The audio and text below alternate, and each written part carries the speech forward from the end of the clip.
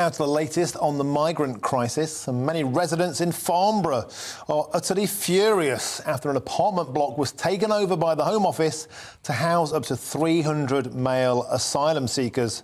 The brand new block of flats, over 100 of them, was initially marketed as homes for rental at £1,400 each per month, but it's now been withdrawn from the market. And to discuss this further and to try and get to the bottom of this situation, I'm now joined by the leader of Rushmore Borough Council, Councillor Gareth Lyon.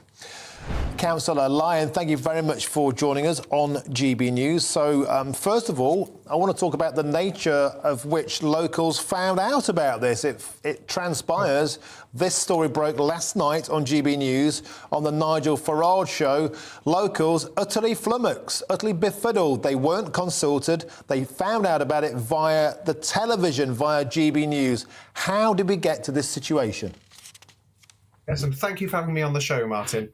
What I'd like to say first up is that Rushmore is proud to be a welcoming borough. Both Farnborough and Aldershot have residents from across the world who contribute to the life of our community. The problem with this Home Office plan, and they're not in place yet, it is still a Home Office scheme which they're looking to proceed with against our advice, is that it completely ignores the concerns of those residents and us, their councillors and our MP. So we as a local council still haven't got the full details from the Home Office about this. We've been working behind the scenes at great length to try and dissuade them from this. We think it's a bad idea, and we've made the case to the Home Office endlessly, but they do seem to be ignoring us. OK, and Gareth, I spoke to some residents earlier, very, very angry about the fact that many people in the area can barely afford to buy a house themselves. Young people often actually being forced out of the area because property prices are high, rental prices are high, and so you can understand the frustration of the local residents when they see 300 people being given a brand new apartment with swanky kitchens, wooden floors, sliding doors, VIP apartments, totally free at the taxpayer's expense. Yes, we are as frustrated as they are. We did not want the Home Office to put this proposal in there. We've made this very clear to them from the off. This is the wrong place for them to be putting that development. We've sent them multiple letters. Our Member of Parliament has said the same thing. And so we absolutely share those frustrations of our residents, and we share a frustration that we are being consistently ignored. We think it sends a terrible message that the Home Office and their officials think they know better than the local councillors. And we would encourage the Home Secretary to intervene in this personally, because we believe that us as local councillors and indeed our Member of Parliament are being ignored by Home Office officials. And of course, Gareth, we must accept, whether we agree with the situation on the coast, on the channel or not, asylum seekers have to be housed somewhere. We can't just put them onto the streets. What do you say to people who accuse you of NIMBYism? We take our responsibilities very seriously as a borough council. We will make sure that we're maintaining services to our residents, and we will make sure that we're doing what we need to do to support anyone who comes into the borough. We already have a substantial development with asylum seekers just down the road on the way to Aldershot at Potters International. We are not NIMBYists. We're welcoming to people from around the world. What we're saying is right here on this site in the town centre, the Home Office has given no thought as to how that site's going to work. They've completely disregarded all the concerns that we've expressed as a council, and we encourage them to think again. And Gareth, speaking to some local residents earlier on myself, a specific area of concern that they had, I'd like you to answer this, is it's directly opposite the Farnborough Technical College, is it not?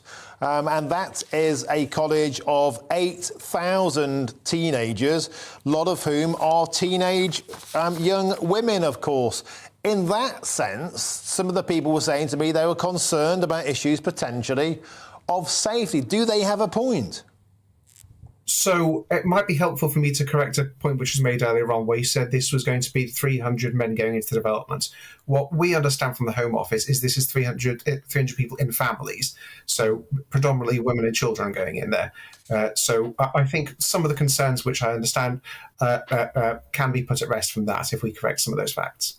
Oh, well, that's good to know. I mean, again, but here we are finding this out by happenstance. None of this was communicated. If this had been communicated more effectively by the Home Office, perhaps this outcry wouldn't have happened in the first place. So that in fairness, may alleviate some of the concerns of the locals. And thank you for sharing that with us on GB News, because I don't think they'd have been told any other way.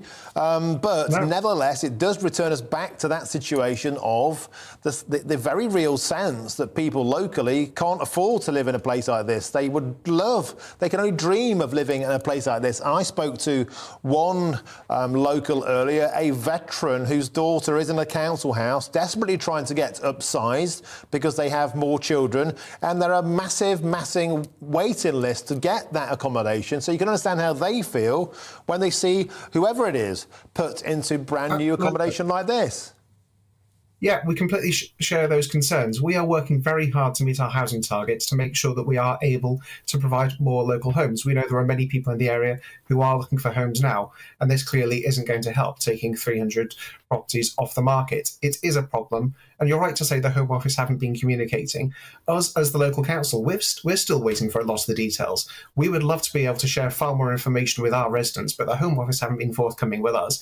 And it's no wonder there's some misinformation and concerns getting out there, given what a poor job the Home Office have done, not just with the communications, but also, I'll go back to the core point, the sites they've chosen. They should not be putting this development on that site. And we've made this point very clear to them, and we would encourage them to think again. And I do hope the Home Secretary, who I know does listen to your programme, will take this message on board and will intervene personally to stop it. Well, Gareth, you're a Conservative councillor. We know that the Conservative Party watch GB News. They're probably watching in Downing Street now. If you could say a direct message to them, Gareth, you already said you'd like the Home Secretary to intervene. What would you like James Cleverly to do? So, we know that the Home Office do need to find sites for asylum seekers, and we know that there will be opposition wherever they look around the country. The problem we have in a very densely populated borough of 2 towns, putting a site like this right in the middle of our town centre is going to cause substantial problems for us in terms of local services. It is going to exacerbate the housing challenges that we've got in the local area. There are many other areas, far more suitable sites away from town centres, which would be better able to deal with this. We would encourage the Home Secretary to get officials to look at those, to listen to the concerns, which we, the Council and our Member of Parliament, have been making many times over, and to put a stop to this scheme. There is still time. And Gareth, thank you for coming on the show, because understandably, I guess you are getting some rather angry messages from constituents who feel very, very let down. And so you wanted to come on to GB News today to put your side across. And you've been very clear about the fact this is not about being bigoted. It's not about being unwelcoming. It's about the suitability of the site. And moreover, Councillor Lyon, it's about a total lack of consultation. And isn't that the problem? When people find out in the media, when people find out fresh details on live television, as we're doing now, they have every right to feel utterly contemptuous of a system which feels stacked against taxpayers, stacked against locals who find out in this shabby second-hand manner. You're absolutely right. People have every right to be frustrated and annoyed about this. The Home Office has not been communicating. It's not been keeping anyone involved, and it's really not explained to us why it's disregarded our concerns. So yes, people should feel frustrated about this. People should get in touch with the Home Office. You're right, they have been in touch with us, and we are doing all we can.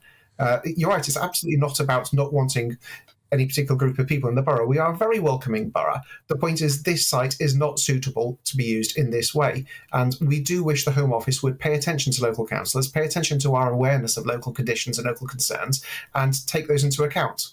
Yeah, it'd be great if they also listen to local residents. I want to thank you very much for coming on to GB News this afternoon to talk us through your perspective. And that's the leader of Rushmore Borough Council, Councillor Gareth Lyon. Thank you very much for joining us on the show. It's much, much appreciated. And now we do have a statement to read out from the Home Office, and a spokesperson said this to GB News.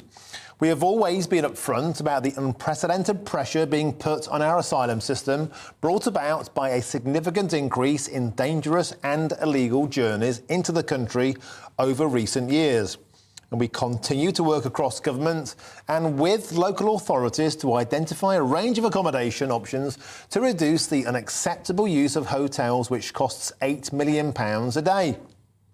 The government remains committed to engaging with local authorities and key stakeholders as part of this process.